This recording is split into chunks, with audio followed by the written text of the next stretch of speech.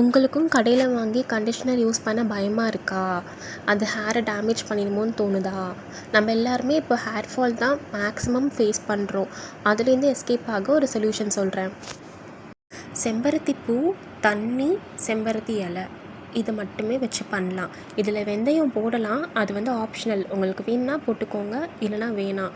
நீங்கள் அதை போட்டு பாருங்கள், உங்கள் ஹேர் டேமேஜே ஆகாது.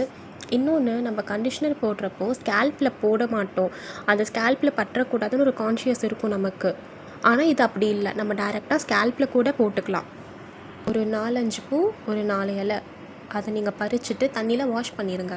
அப்புறமா ஒரு பாத்திரத்தில் தேவையான அளவு தண்ணி ஊற்றிக்கோங்க.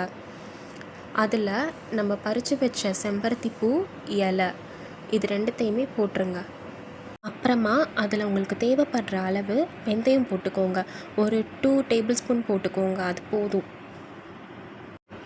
இப்போது இதை நம்ம மீடியம் ஃப்ளேமில் இல்லை சிம்மில் வச்சு அப்படியே ஒரு 5 மினிட்ஸ் நீங்கள் வச்சுருக்கணும். அதுக்கப்புறமா நீங்கள் அப்சர்வ் பண்ணிங்கன்னா உங்களுக்கு தெரியும், அதில் கலர் சேஞ்சஸ் ஆகும். அந்த பூவில் இருக்கிற கலர்லாம் அப்படியே ஃபேடாகி தண்ணியில் மிக்ஸ் ஆகும். ஒரு 80 to 90% ஃப்ளாரில் இருக்கிற கலர்லாம் போனதும் நீங்கள் ஆஃப் பண்ணி நீங்கள் இதை அப்படியே ஆற வச்சுருங்க. நல்லா ஆறுனதுக்கப்புறமா அதை நம்ம அப்படியே நல்லா புழிஞ்சு எடுத்துக்கலாம். இல்லைனா நீங்கள் அந்த ஃப்ளார் லீவ்ஸ்லாம் இருக்கும்ல, அது கொஞ்சம் தண்ணி அதை மிக்சியில் கூட நீங்கள் கிரைண்ட் பண்ணிவிட்டு அப்புறமா ஃபில்டர் பண்ணிக்கலாம். இல்லை நீங்கள் இப்படி புழிஞ்சு எடுத்துகிட்டு அதை கூட ஃபில்டர் பண்ணிக்கலாம். அது உங்கள் சாய்ஸ். இப்போ நீங்கள் பார்த்தீங்கன்னா அதில் ஜெல் டைப் கன்சிஸ்டன்சி இருக்கும். நீங்கள் ஸ்பூன் வச்சு லைட்டாக அப்படி எடுத்து பார்த்தீங்கன்னா தெரியும், ரொம்ப வாட்டரியாகவும் இருக்காது, ரொம்ப ஜெல்லாகவும் இருக்காது, ஒரு மீடியமாக இருக்கும்.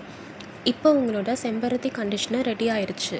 இது நீங்கள் ஹேர் வாஷ் பண்ணதுக்கப்புறமா தலையில் அப்ளை பண்ணிவிட்டு தலையில் போட்டுட்டு ஒரு 10 மினிட்ஸ் அப்படியே விட்டுருங்க. அதுக்கப்புறமா நார்மல் வாட்டர் வச்சு வாஷ் பண்ணிக்கோங்க. இது நீங்கள் ஸ்கேல்பில் கூட போடலாம். ட்ரை பண்ணி பாருங்கள். நீங்கள் நார்மலாக தலை குளிக்கிறதுக்கும் தலை குளித்ததுக்கப்புறம் இதை வச்சு வாஷ் பண்ணுறதுக்கும் உங்களுக்கு டிஃப்ரென்ஸ் தெரியும். தேங்க்யூ ஃபார் வாட்சிங்.